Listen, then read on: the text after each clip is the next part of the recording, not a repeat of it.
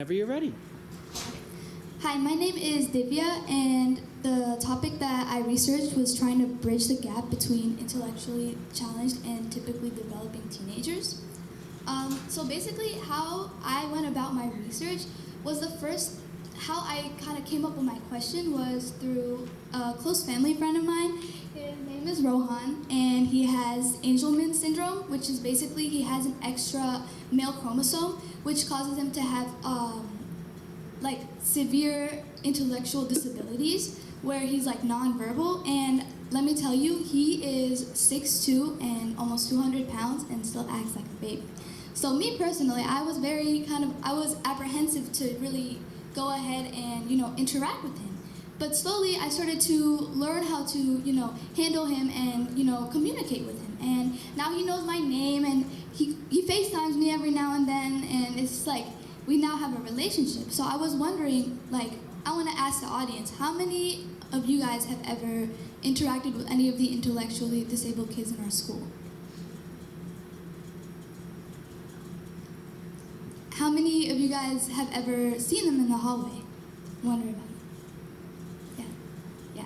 So this just proves that there's such a big gap between intellectually disabled children and typically developing teenagers.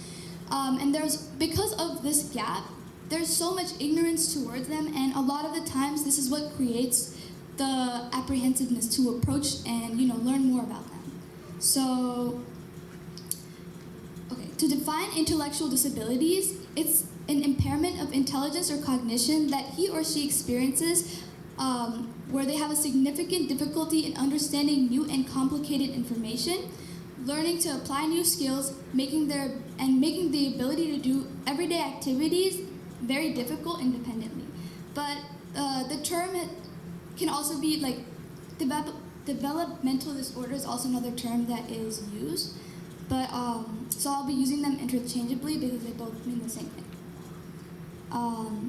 So out of all intellectually disabled adults from age 21 to 64, 44% are capable of working in the workforce, 21% have tried to apply for jobs and have been denied, and 28% have just given up on trying to work at all. And they're completely capable human beings and they can integrate into society. So the first thing I thought of is, what is my school doing at a young age to help these children integrate into society when they're older? So I talked to resources and mentors like Mr. Esser, who manages children with intellectual disabilities and manages that whole sector. And he told me that they do actually have a program where these children stay in the building till they're 21 years old and learn how to count money and bag groceries and learn basic skills for later on in their life. I realized that we do have things in place. So why are we not able to integrate them into society in a more smooth and maybe have less of robots? So my question is, how can typically developing teenagers interact appropriately and safely with intellectually disabled teenagers? This is because I want to be able to have children our age interact with them so then our mentalities change towards children with intellectual disabilities, so we can understand and fully incorporate them into our society in a more understanding and empathetic way. So the first thing I researched was the attitudes towards intellectual disabled children and adults. So the attitudes towards disabled people, there was a test that was taken where there were many questions and they all answered based on their empathy level and also just how and the environment they grew up in. So both males and females between ages of 18 and 25 had a negative attitude towards a disabled individual. And this causes stigmatization and ignorance. Oftentimes, without even knowing their disability, they just assume they're not capable. This leads me on to the psychological effects it has on a intellectually disabled person. They often encounter low self-esteem. There's a significant increase in isolation or social avoidance, limited opportunities for employment, decreased productivity in adulthood, apprehensiveness to attend schooling, and a lot of self-care issues later in life, such as healthcare. also looked at the influence that the adolescent brain has on an individual.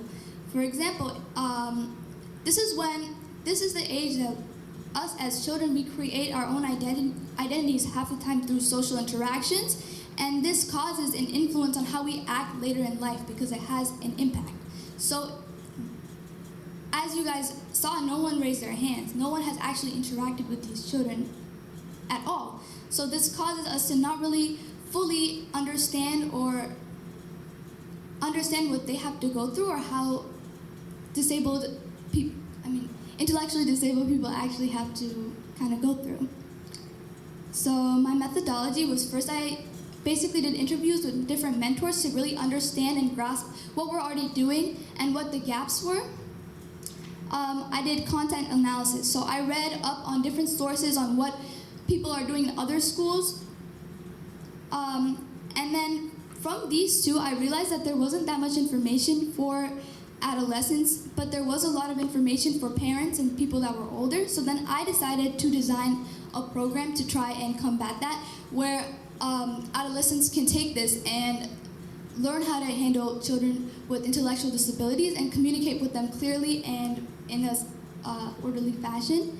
And then lastly, I want to be able to try and put this into action. So here are the 5 categories that I categorized what we would have to do to make this program. So first is define and clear and accurate definitions and symptoms of the intellectual disabilities.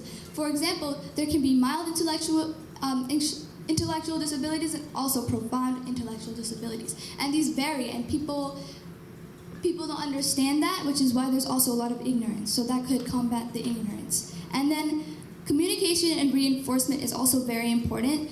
I would provide strategies and guidelines on productive and intentional communication. For example, positive reinforcement. Instead of saying, no, I don't like that, be like, can we please try this a different way? Because that is more easy for someone with an intellectual disability to understand without stressing them out and creating more of a problem. Third, I would focus on stress management, understanding precursors to having a breakout, and then to make sure that you don't overwhelm them by giving them certain amounts of attention. For example, playing music or talking to them in a clear manner is very, very helpful. Fourth, I would focus on skill building, which is basically social, motor, and fine motor skills that are productive interactions and they keep it positive. Basically, if you're working with an intellectually disabled kids, playing different games like with blocks can help with like fine motor skills and stuff like that. And then fifth, to combat the limitations of, we're still minors and dealing with other minors, so obviously there would be restrictions in place. So I would also include the boundaries you would need to take to make sure that you don't overstep any boundaries or get hurt in the process and have adults still involved. So this would be how my program would be structured. So for all 5 weeks, you would get definitions constantly, but you wouldn't really have to interact. The check marks means this is where you would actually interact with the children and really learn like hands-on. The 2nd through the 5th week is when you would start basic communication, not necessarily anything hands-on, but just learning how to communicate with them. Just being able to speak clearly and understand what they want from you rather than what you want them to do, so that it's an easier process.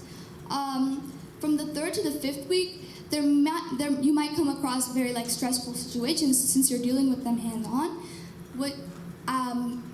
This would be able to, like, for example, if someone is stressed out with an adult, you could kind of help calm them down in this way, and you could use this later in life with other people with intellectual disabilities. Skill building will be from the 3rd week to the 5th week for the same reason as stress, and then the last week would be really boundaries, since this is when you would start kind of going on your own without really too much supervision from an adult, but still supervised. So some of the implications that I had was the reduced ignorance, positive social interactions with children with intellectual disabilities, and more empathy and acceptance overall to the whole community, and integrating everybody in the community rather than having it so isolated. It'll help us understand children with intellectual disabilities, and children with intellectual disabilities really grasp and be able to be more sociable. Thank you.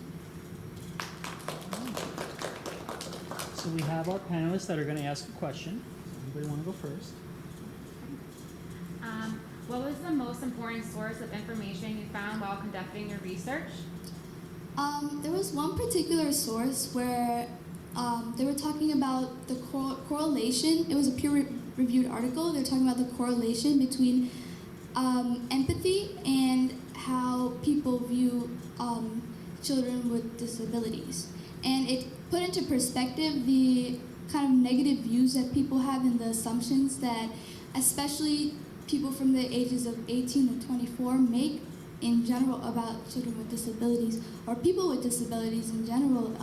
Like a lot of the times what happens is they'll feel like talked down to almost, where they'll be like always like, oh honey, oh, like those types of phrasing where they feel incapable and they have like a dependence. So I was wondering on that kind of had an influence on my topic, because I wanted to see what we could do to kind of integrate them into society a little more. And I had a second part, but you've answered it. It was just why is it important to your research? So thank you. Which of the various perspectives you explored was the most difficult for you to incorporate into your research, and why? I would say I didn't really get the perspective of any of like the intellectual disabled children, because a lot of them are nonverbal, and also since there's such a big variability, it was very hard for me to get everyone's perspective. And also I didn't have the means to talk to any parents, so I wouldn't have really I didn't have too much of an idea in the field of what happens necessarily at home or with other people. I just focused on school, but if I could, I would totally go ahead and interview and talk to more people. And I think it's great that you talked to Mr. Esser, because he is Mhm. the key person Yeah, in that he department, definitely- so that was a really good resource. It definitely helped. Okay. Think about the initial curiosity that led to your inquiry. What other areas of inquiry might the same curiosity lead to? Actually, what my topic actually started with being about how I could help these children structurally in terms of the school building, how they can get around more soundly without being disrupted, because a lot of change can also be very stressful, and I know the hallways can always be a nightmare to have to walk through sometimes. So that's really what I started with, and then it kind of evolved into the question that I have now. Okay. Any other questions from the panelists at all? Any questions from the audience? I see that your intended major is architectural engineering. Yeah. How can you incorporate what you've learned from your research project into maybe what you're going to do in the future? Have you thought about that? I have thought about that, because my whole idea, like what I started off with was kind of structurally based, but my topic changed over the course of time just because I thought it was more necessary to talk about than before.